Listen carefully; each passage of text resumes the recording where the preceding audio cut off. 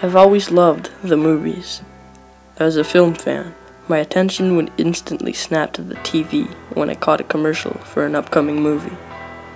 Most of the mindless, overproduced garbage Hollywood churns out is pretty forgettable, so whenever I discover an indie film with a relatively fresh concept, I was excited to see something different. Recently, I caught a commercial for an upcoming limited release thriller called Quiet Room, which I found pretty intriguing. The story features a serial killer with a twisted sense of morality, who picks his victims based on what he feels they add or detract from society, and his killing's methods reflect on how they've hurt others around them. I've only seen 2 different TV spots for this movie. Both were pretty similar, with just slightly different narration and video. However, one night, while watching SportsCenter, I saw a new TV spot for Quiet Room that I'd never seen before, and I found it to be absolutely chilling. It opened with the title in white text on a black background, which it displayed for about 5 seconds.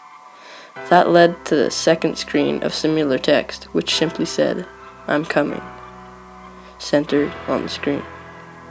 The text was accompanied by the sound of several people quietly sobbing. Upon looking closer, I could make out about 6 dark silhouettes of people in the background. There were no film clips in the spot, nor was there a "coming soon to theaters" message. I found this to be pretty unsettling, but probably a viral marketing tactic, so I watched some cartoons to settle my mind afterwards so I could get some sleep. The next day, I ran into my friend Jeff, and we decided to have lunch together. Our conversation eventually led to this bizarre and creepy commercial I saw during SportsCenter. I was shocked to hear that Jeff had also been watching SportsCenter that night, but didn't see the same commercial. Instead, he saw one of the original TV spots.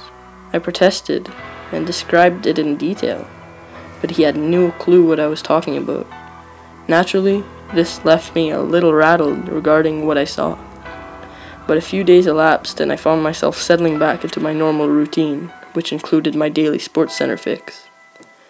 This disturbing commercial had nearly escaped my mind before I saw it again. It seemed the same as before, however, everything seemed to be intensified. The wailing was louder and the dark figures were easily recognizable this time. After collecting my thoughts for a few moments, I quickly called Jeff to ask if he had seen it this time. But again, he replied no and hung up, probably thinking that it was just a prank. My mind started to lose focus and I began to doubt what I saw and heard. I went to the kitchen and made myself a snack, watched some more cartoons in the living room to help ease my mind, which didn't really help this time. And I decided it was time to try to get some sleep. I made my way to my bedroom, and I was strangely able to find sleep quite easily. In the middle of the night, though, I woke from my sleep. I swore I could hear something odd, but couldn't make it out. The unsettling thoughts of Quiet Room came rushing back into my brain, instantly putting me on edge.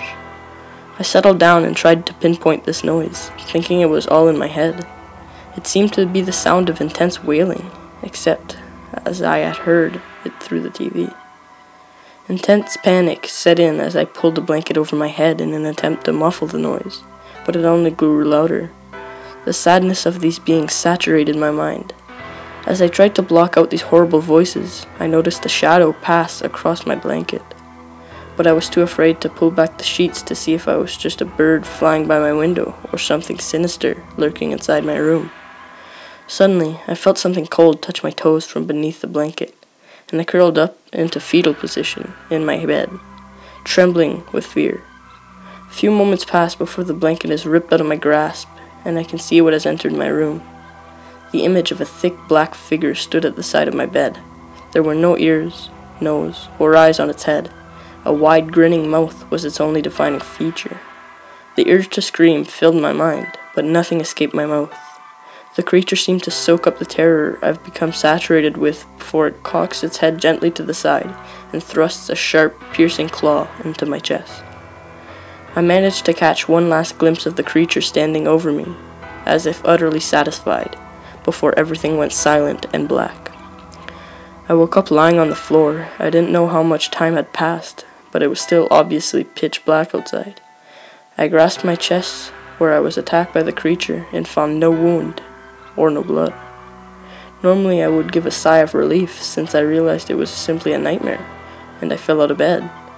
But all I could feel was dread and intense sadness, the type of heartache you feel the moment you discover a loved one had died. I picked myself up and stumbled to the light switch, but I couldn't find it. The only light coming in was the window. As I examined it, it was far larger than normal and looked otherwise abnormal. As I approached it, I could see words written on it in reverse. It said, GNIMOCM''I, I'm coming, backwards. Terror filled my mind as I realized what had happened.